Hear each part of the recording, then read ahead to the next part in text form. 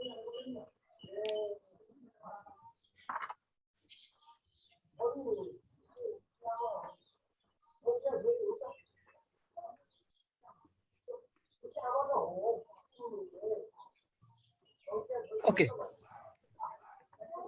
अब यहाँ n1 र n2 जुन छ त्यो n1 र n2, n1 को भ्यालु थाहा छ, n2 को भ्यालु थाहा छ, u को भ्यालु थाहा छ नि। हो, त्यो भइसकेपछि अब हामी टेबल जान्छौँ है त। टेबल हेर्नुभयो भने यस्तो खालको टेबल हेर्नु त यहाँ।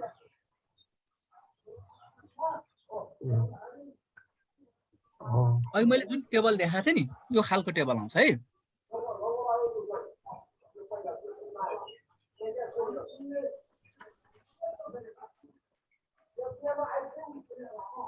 मैले शेयर गरेको टेबल आएको छ। अब यहाँ तपाईको टेबल थुप्रो छ, कुन चाहिँ मिल्छ हेर्नुस् होला। यहाँ n2 = 3, n1 = 1 2 3 यो मिलेन। n1 को भ्यालु हाम्रो 4 त हो नि, तर n2 को भ्यालु 5 छ नि। यो टेबल पनि मिलेन। भयो, त्यसैले हामी के हो, n2 चाहिँ 5 भयो। भयो, n1 कति भयो, n1 हाम्रो 4 भयो। अब हाम्रो u को भ्यालु चाहिँ कहिलेकाहीँ डेसिमलमा आइदिन सक्छ। अघि त ठ्याक्क 6 आएको थियो त, डेसिमलमा आइदियो भने राउन्ड अफ गर्नु होला है त। हुन्छ सर। अब 6 आएपछि के भयो भन्दा 6 यहाँ u को भ्यालु 6 आइदियो नि त, यो u को सिधा मुनि आउनु र 6 यहाँ भेट्यो। हजुर, ठीक छ यहाँसम्म। n2 को भ्यालु 5 भएको टेबल के भयो, जहाँ n1 को भ्यालु 4 पनि आयो, u को भ्यालु 6 पनि आयो। यसको करस्पोन्डिङ भ्यालु भने कति रहेछ भन्दा यो भ्यालु चाहिँ तपाईको के आयो भन्दा यो चाहिँ प्रोबेबिलिटी हो। अहिले कति आयो, 0.206 आयो। टेबल हेर्न जान्नुभयो। फेरि एकचोटि गर्दिनु सर। अहिले हाम्रो n1 n2 u कति हो रे भने त्यो भएर त्यो अनुसार टेबल जाने। n1 n2 र u कति हो भन्दा n2 कति हो हाम्रो 5 हो नि त। 5 हो। n2 = 5 भएको टेबल मैले छाने। हजुर, n1 कति हो हाम्रो 6 हो। n1 n1 4 हो। त्यसैले मैले 4 मा गएँ। u को भ्यालु चाहिँ कहिलेकाहीँ डेसिमलमा आउन सक्छ भने त्यो भने राउन्ड अफ गरिदिनु भनेछ मैले। यो चाहिँ कति हो 6 भयो। यसको करस्पोन्डिङ भ्यालु कति आयो, यो आयो। भयो, त्यसैले 0.206 हैन त। यो के लेखेछ है, द टेबल अफ प्रोबेबिलिटिज भनेछ। भनेको यो के हो भन्दाखेरि p भ्यालु हो। भयो, त्यसैले अहिले हाम्रो p भ्यालु कति आयो भन्दा 0.206 आयो। यो p भ्यालु चाहिँ के को लागि भन्दा 1 टेल को लागि हो। अहिले हाम्रो डिफरेन्स छ कि छैन हेर्नु पर्यो भने त्यो 2 टेल हो नि त। टोटल भने यो आएको प्रोबेबिलिटी 0.206 मैले यहाँ लेखिदिएको छु नि त, अहिले जस्तै आयो नि यहाँ पनि। अब त्यो टोटल हो भने यो प्रोबेबिलिटी ठ्याक्कै डबल गर्नु होला। यो हो हाम्रो प्रोबेबिलिटी कति आयो भन्दा टेबलबाट 0.2 आयो। यो टेबललाई मैले टोटल भएको कारणले मैले ठ्याक्कै डबल गरे। डबल गर्दा यति आयो। 0.05 भन्दा थोरै आयो, त्यही भएर एक्सेप्ट। हजुर, कहाँ थोरै आयो, बढी भयो। बढी आयो 0.4 ए अब सही हेर्नु होला। 0 ए हजुर। यो मेरो के भयो भन्दा यो मेरो p भ्यालु आयो। अब मैले के गर्छु, अब p भ्यालु चाहिँ मैले अल्फासँग कम्पेयर गरिरहेको छु। हजुर हजुर, अहिले के भयो, p र अल्फा को रिलेसन चाहिँ के हो, p is greater than alpha भयो। p is greater than alpha भइसक्यो, नल हाइपोथेसिस एक्सेप्ट गर्ने भयो। नल हाइपोथेसिस एक्सेप्ट भन्नु के मतलब, त्यो एसिडिटी अफ रेनफल दुईटा रिजनमा के छ, सेम छ भन्नु पर्यो त। त्यसैले तपाईको चाहिँ अब के भन्दाखेरि यो एक्सेप्ट भयो। त्यसैले यसलाई डिसिजन लेख्नु पर्यो, industrial region and non industrial region are not significant different so far as the acidity of the rain is concern भने यो चाहिँ डिसिजन चाहिँ तपाईको कन्क्लुजन चाहिँ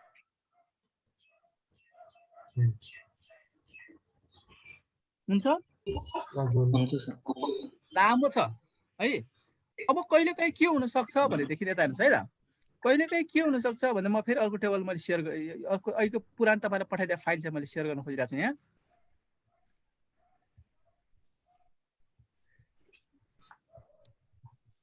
अब तपाईलाई चाहिँ क्वेशन नम्बर 1 चाहिँ आयो है त। क्वेशन नम्बर 2 हेर्नु त यहाँ। अब क्वेसन नम्बर 2 हेर्नुभयो भने यहाँ n1 कति n2 कति n1 सानोलाई मान्ने n1 4 भयो n2 5 n2 पहिला के गर्नु पर्यो n2 भन्दा भेजिटेरियन यो n1 भनेको तपाईको 5 भयो अबि नन भेजिटेरियन भनेको 4 भयो हैन हाम्रो कन्डिसन के हो भन्दाखेरि सानोलाई n1 भने नि त अगाडिलाई त्यसैले चेन्ज गर्नु होला नन भेजिटेरियनलाई माथि राखेर भेजिटेरियनलाई चाहिँ तल राख्नु पर्यो भन्नु मतलब यो सानो चाहिँ x सिरिजको अब्जर्भेसन हुने भयो ठुलो चाहिँ y सिरिजको अब्जर्भेसन हो यसो चेन्ज गर्नु होला नभएदेखि तल टेबल हेर्नुभयो भने हेर्नु त यहाँ n1 को भ्यालु चाहिँ 5 n2 को भ्यालु 4 भए टेबल कुनै नि भेट्नुहुन्न ल हेर्नु त यहाँ n1 को भ्यालु 5 भए कहाँ छ n1 को भ्यालु 5 भए त यहाँ छ हो तर n2 कति भयो तपाईको 5 छ मिलेन नि हैन त्यसैले यस्तो खालको मिल्दैन त्यसैले सानोलाई तपाईले फर्स्ट पेज मान्नु होला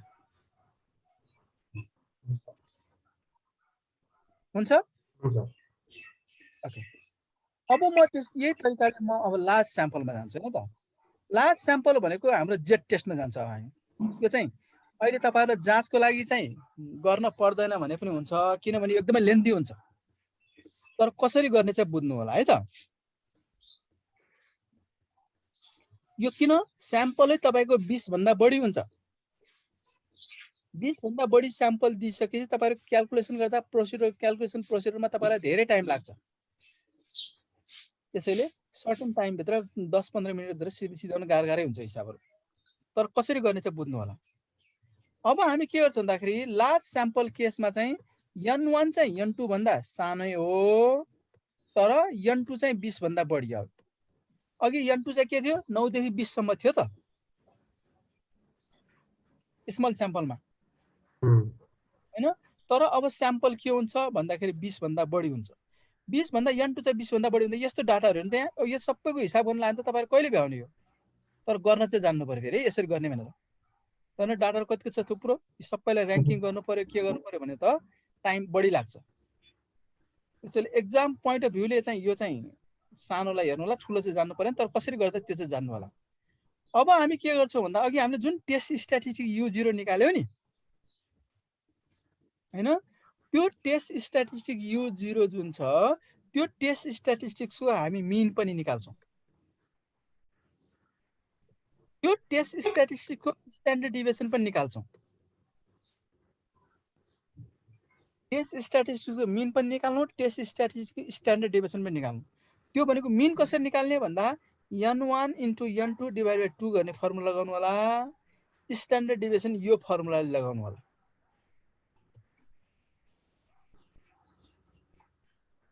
लामो छ फर्मुला नि गाह्रो छ तपाईले नर्मल डिस्ट्रिब्युसन पढ्नु भएको छ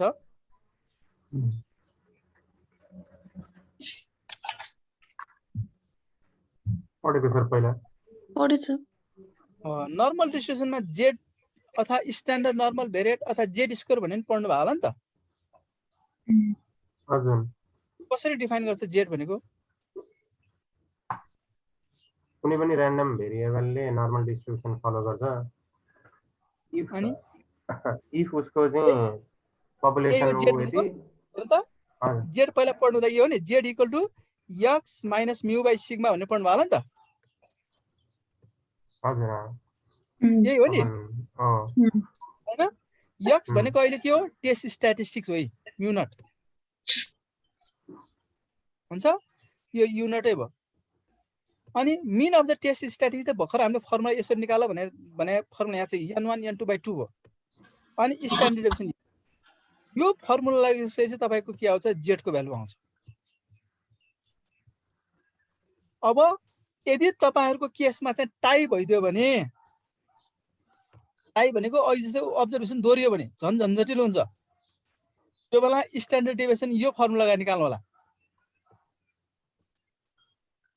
है स्ट्यान्डर्ड डिभिएसन यो फर्मुला निकाल्नु होला र त्यो टाइ जुन छ टी चाहिँ के हो भन्दा टी चाहिँ हामीले करेक्सन फ्याक्टर भने स्पेयरम्यान र्याङ्क कोरिलेसनमा हामीले जसरी गर्थ्यौं त्यही करेक्सन फ्याक्टर भनेको t = t³ - t/12 भनेको कुन चाहिँ अब्जर्भेसन कति चोटी रिपिट भएको छ भने अहिले मैले देखाएको थिएँ 45 दुई चोटी रिपिट भएको छ भने जस्तो अनि 29 तीन चोटी रिपिट भएको छ भने जस्तो जतिवटा छ त्यो रिपिट भएको सबै लेख्नु पर्छ यो जोड्नु पर्छ त्यो समेसन टी हुन्छ त्यति लेखिसकेपछि तपाईँको टेस्ट स्ट्याटिस्टिक्स चाहिँ यो हुन्छ। मैले अघि नै भने फर्मुलाहरू जानिराख्नु होला, एक्जाम पोइन्ट अफ भ्यूले चाहिँ पढ्नु परेन यो चाहिँ, किन आजकल त हामी सफ्टवेयर युज गरेर गर्छौँ। त्यति भइदियो भने यो क्यालकुलेट भ्यालु आउँछ। अनि टेबुलेटेड भ्यालु चाहिँ तपाईँहरू जेडको टेबलबाट हेर्नु होला। जेडको टेबलबाट हेरिसकेपछि क्यालकुलेटेड भ्यालु र टेबुलेटेड भ्यालु चाहिँ कम्पेयर गर्नु होला। क्यालकुलेटेड भ्यालु चाहिँ टेबुलेटेड भ्यालु भन्दा सानो भयो भने नल हाइपोथेसिस यसरी गर्नु होला, ठुलो भयो भने रिजेक्ट गर्नु होला। यतिसम्म चाहिँ गर्नुपर्छ। यो लेन्थी छ। अब हेर्नु त्यही चिज चाहिँ अब अहिलेको जस्तो कसरी गर्ने भने म चाहिँ यहाँ देखाउँछु, एउटा फेरि स्क्रिन सेयर गर्छु।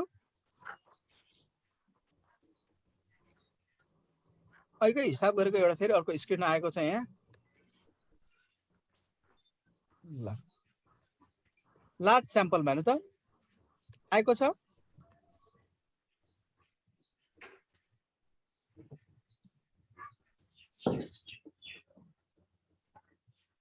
ल क्वेसन यति लामो छ। The possible synergetic effect of insecticides and herbicides is a matter of a concern to many environmentalists. It is feared that farmers who apply both herbicides and insecticides to the crop may enhance the toxicity of the insecticides beyond the desired level. An experiment is conducted with a particular insecticides and herbicides to determine the toxicity of the treatment. यो सबै भूमिकामा मात्र भयो। Treatment ए चाहिँ के रहेछ भन्दा concentration of insecticides of this भनेर दिएको छ। ट्रिटमेन्ट बी चाहिँ के भन्दा डोज अफ दिस भनेर दिएको छ। Analyze at results at 5% level of significance by using the Mann Whitney U test. कति सहिलो म्यान व्हिटनी भनिदिरहेको छ। अब तपाईँले म्यान व्हिटनी लगाउनु पर्छ होइन। अब तपाईँले चाहिँ नल हाइपोथेसिस के हुन्छ, ट्रिटमेन्ट ए र ट्रिटमेन्ट बी इक्वली इफेक्टिभ छ भने जस्तो गर्नु पर्यो त अब होइन। नल हाइपोथेसिस यो ट्रिटमेन्ट ए र ट्रिटमेन्ट बी इक्वली इफेक्टिभ यस्तो यस्तो केही चिज भन्यो अल्टरनेटिभमा। अब गर्ने मेथड चाहिँ अहिले जस्तो नि एलाई मैले यहाँ यसरी राखेँ, बीलाई यसरी राखेँ होइन। अनि के भयो भन्दाखेरि अब ऱ्याङ्क दियो सबभन्दा सानो यो दिएको डाटामा एक चाहिँ 4 सबभन्दा सानो रहेछ ऱ्याङ्क 1 दिएँ होइन। त्यसपछि अलि ठुलोलाई 2 दिएँ, अलि ठुलोलाई 3 दिएँ, दिँदै गयो। तर तपाईँहरूको जहाँ यहाँ डेसिमल देख्नु भएको छ नि त 26.5 यस्तो देखाएको छ नि डेसिमल भनेको। यहाँ 18 भन्ने अब्जर्भेसन दोहोरिया रहेछ होइन। यहाँ 13.5 भनेको यो 0.5 केमा आउँछ अब्जर्भेसन दोहोरियामा आउँछ। 14 भनेको अब्जर्भेसन दोहोरिया रहेछ भनेको। यो एउटा 14 चाहिँ ऱ्याङ्क 13 मा परे हुन्छ, अर्को 14 ऱ्याङ्क 14 मा परे हुन्छ, त्यसको एभरेज दिँदाखेरि 13.5 आएको यसरी। यो 18 ऱ्याङ्क 26 मा परे रहेछ, यो 18 ऱ्याङ्क 27 मा परे रहेछ। अनि 26 + 27 डिभाइडेड 2 गर्दा 26.5 आएको यसरी हो। त्यसैले यो ऱ्याङ्क दिन पनि लामो हुन्छ। त्यसले यहाँ ऱ्याङ्क पनि दियो, ट्रिटमेन्ट ए को लागि ऱ्याङ्क पनि दियो, ट्रिटमेन्ट बी को लागि ऱ्याङ्क पनि दियो। अनि टोटल अफ ऱ्याङ्क निकाल्यो नि त यस्तै टोटल अफ ऱ्याङ्क पनि निकाल्यो, R1 भन्ने पनि निकाल्यो, R2 निकाल्यो हैन हुन्छ। त्यति भयो। R1 with the sum of the ranks, R2 with the sum of the ranks यस्तो चाहिँ भयो सबै। त्यसैले N1 र N2 पनि त्यसैले N1 र N2 अहिले जस्तै U1 र U2 जुन छ U1 र U2 अहिले जस्तै निकाल्नु होला हैन। टेस्ट स्ट्याटिस्टिक्स यहाँ आइसक्यो। टेस्ट स्ट्याटिस्टिक्स आइसकेपछि त्यसको मिनिमम कुन चाहिँ हुन्छ त्यो निकाल्नु होला भयो। यहाँसम्म अहिलेकै मेथड भयो। यो टेस्ट स्ट्याटिस्टिक्स भ्यालु युनिट चाहिँ निकाल्ने यहाँसम्म आयो। अब अहिले हाम्रो अहिलेको सेकेन्ड पार्ट के छ भन्दाखेरि अब मिन निकाल्नु होला भने मिन चाहिँ कति आयो N1 * N2/2 आयो। यसको भ्यालु 120 आयो। सिग्मा आयो, सबै राख्दा यति आयो। अनि केमा राख्ने अब जेडमा राख्ने। जेडमा के छ युनिटको भ्यालु अघि भर पत्ता लगाएको छ। युनिट भनेको के हो मिनिमम अफ U1 और U2 भनेको थियो नि हामीले। मिनिमम अफ U2 गर्दा 51 आछ। युनिट भनेको मिनिमम अफ U1 र U2 गर्दा 51 आयो। अनि म्यू चाहिँ म्यू नटको भ्यालु यहाँ, म्यूको भ्यालु यहाँ आयो, सिग्माको भ्यालु यहाँ आयो। सबै चिज थाहा छ। त्यो सबै चिज थाहा भइसकेपछि तपाईले के भन्दाखेरि यहाँ जेडमा राख्नु भने भ्यालु यति आउँछ। यति गर्दाखेरि के भयो भन्दाखेरि यहाँ जेडको भ्यालु नेगेटिभ आयो। यसलाई मोडुलस साइन लिएर पोजिटिभ बनाउनु होला। अनि 5% लेभल अफ सिग्निफिकेन्समा 2 टेल टेस्टमा जेडको भ्यालु चाहिँ यति हुन्छ। 1 टेल हो भने 1.64 हुन्छ भने यो चाहिँ टेबलबाट हेर्नु होला। यो टेबल तपाईहरुसँग छ। जेडको थियो सर अप्सन दिनु भएको थियो। यो critical values of T table भन्ने छ नि। त्यो क्रिटिकल भ्यालु अफ टी टेबलको लास्ट डिग्री अफ फ्रिडम हेर्नु होला है। कसै यहाँ छैन मैले हेर्छु।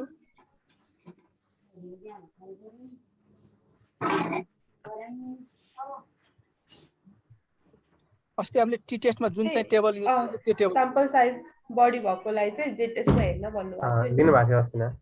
म देखाउँछु अब यहाँ मैले यहाँबाट भेटेको छु त्यसमा स्क्रिन सेयर गर्छु।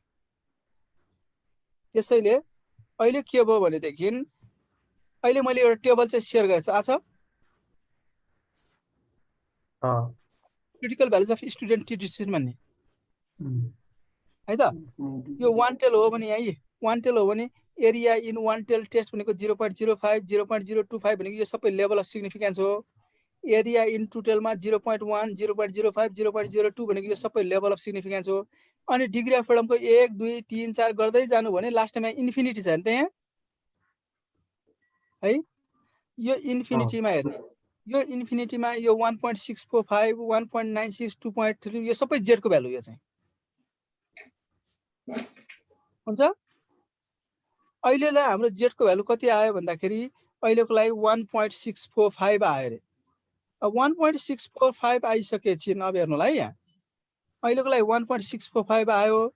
अब हाम्रो के भयो भन्दा क्याल्कुलेटेड जेड कति आछ 2.68 आछ। क्याल्कुलेटेड 2.68 आयो, टेबुलेटेड चाहिँ 1.64 आयो। क्याल्कुलेटेड चाहिँ टेबुलेटेड भन्दा ठुलो भयो। क्याल्कुलेटेड ठुलो भयो त्यो चाहिँ नल हाइपोथेसिस रिजेक्ट हुन्छ। नल हाइपोथेसिस रिजेक्ट भएपछि अल्टरनेटिभ एक्सेप्ट हुन्छ। अल्टरनेटिभ स्टेटमेन्ट जे छ हामी लेख्छौँ। त्यसैले यहाँसम्म गर्न चाहिँ लामो छ, गाह्रो त होइन। फर्मुला चाहिँ घोक्नुपर्छ तर लामो छ भन्ने मात्र हो। एक्जाम पोइन्ट अफ भ्यूले यो लामो हुन्छ।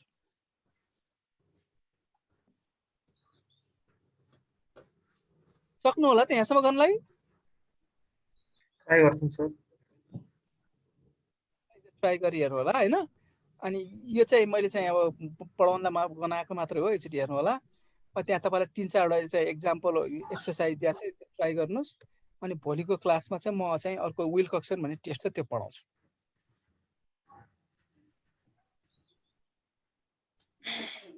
हजुरहरुमध्ये कसैले मलाई केही सोध्नु छ मन लाग्छ?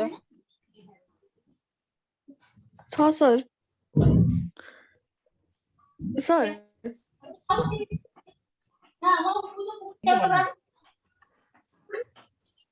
सर यो आजको टपिक भन्दा चाहिँ अलिकति बाहिर हो सर। यो 98.6% कन मैले जानेको छु नि म भन्नुला भने ल भन्नुस्। ए सर 98.6% कन्फिडेन्स इन्टरभल भनेको चाहिँ के हो नि? 98.6 कन्फिडेन्स इन्टरभल। 98.6% कन्फिडेन्स इन्टरभल भनेको के हो भन्दाखेरि तपाईले 100 चोटी एक्सपेरिमेन्ट परफर्म गर्नुभयो भने 96.8 टाइम चोटी चाहिँ त्यो इन्टरभल भित्र पपुलेसनको प्यारामिटर पर्छ भनेको। 100 चोटी अहिले त्यो पोइन्टमा आयो, त्यसलाई पोइन्टलाई अहिले राख्नु होला हैन। हजुर हजुर। 100 चोटी एक्सपेरिमेन्ट परफर्म गर्नुभयो भने 96 चोटी चाहिँ तपाईले निकालेको त्यो कन्फिडेन्स इन्टरभल भित्र पपुलेसनको प्यारामिटर पर्छ भनेको। हजुर सर हुन्छ हैन। त्यो भनेको 95% कन्फिडेन्ट भनेको 5% लेभल अफ सिग्निफिकेन्स भन्छ। त्यस्तै 96% कन्फिडेन्ट भनेको 4% लेभल अफ सिग्निफिकेन्स भने हो। के सर यो रिसर्चरहरुले यो सेट गर्ने चाहिँ कसरी? हजुर यो रिसर्चरहरुले सेट गर्ने चाहिँ कसरी यो लेभल अफ सिग्निफिकेन्स चाहिँ? रिसर्चरहरूले सेट गर्ने लेभल अफ सिग्निफिकेन्स भनेको त्यो तपाईहरुले आफैले सेट गर्ने हो। सोशल साइन्समा जनरली हामी लेभल अफ सिग्निफिकेन्स चाहिँ 5% राख्छौं। त्यो लेभल अफ सिग्निफिकेन्स 1% 2% 4% 5% जति राख्न पनि पाउनुहुन्छ। यही हार्ड एन्ड फास्ट रुल छैन है त। सुन्नुस् यहाँ 5% लेभल अफ सिग्निफिकेन्स भनेको के हो भन्दाखेरि यो कुनै पनि एक्सपेरिमेन्ट 100 चोटी चाहिँ हामीले एक्सपेरिमेन्ट परफर्म गर्दाखेरि नल हाइपोथेसिस ट्रू हुन्छ भन्ने थाहा हुँदा हुँदै पनि we are likely to reject 5 cases out of 100 भनेको हो। अब तपाईहरुको मेडिसिनको कुरा गर्नुभयो भने तपाईले कहिलेकाहीँ सुन्नुहुन्छ होला हैन त, कोही एउटा इन्जेक्सन दियो भने ब्याड रिएक्सन भयो भन्छ अनि मान्छे मर्यो भन्छ हो हैन।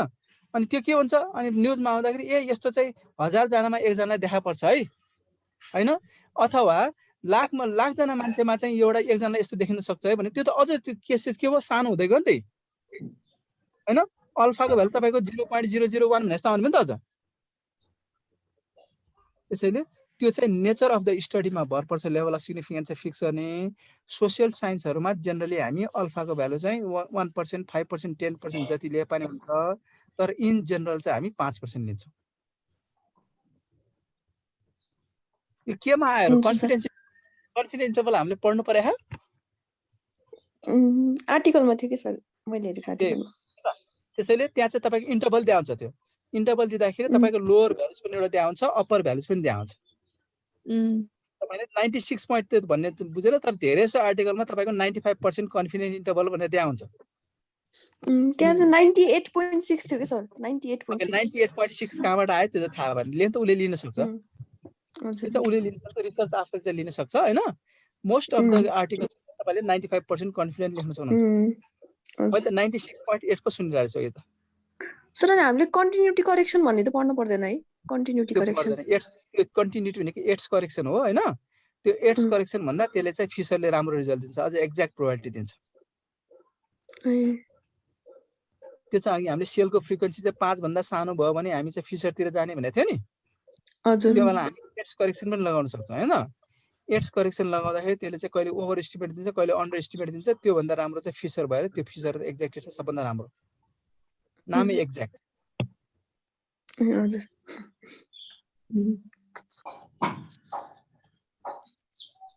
अरु के सोध्नु छ